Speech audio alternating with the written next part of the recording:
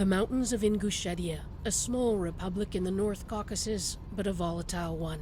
Militant Islamists still recruiting young men to their cause. They call it going to the woods. These rebel videos were confiscated by Ingush authorities.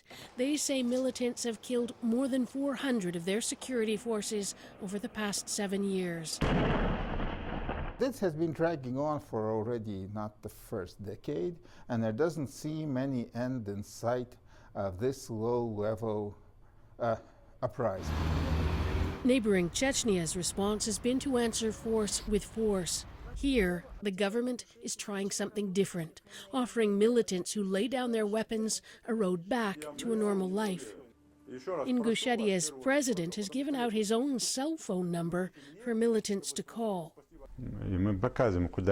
We're trying to give them a path, he says, so they can choose black or white, a choice of which way they want to go. The government is even promoting a film highlighting one woman who convinced her son to turn himself in. Officials say 42 rebels have accepted so far, and this young woman. Anastasia was 17 when she followed her husband to the woods, staying with the rebels there for a year. Ingush authorities say she was being primed as a suicide bomber. It's not something she'll admit to us, saying only that she left when she found out she was pregnant. Her husband stayed and was killed. If he'd surrendered, maybe he'd be alive today, she says, but he didn't. Today she lives with her sister in a house funded in part by the amnesty program.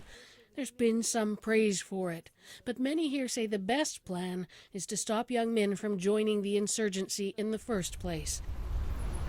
And that means offering them a future, they say, jobs.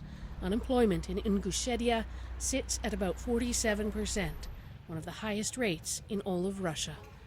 Margaret Evans, CBC News, Ingushetia.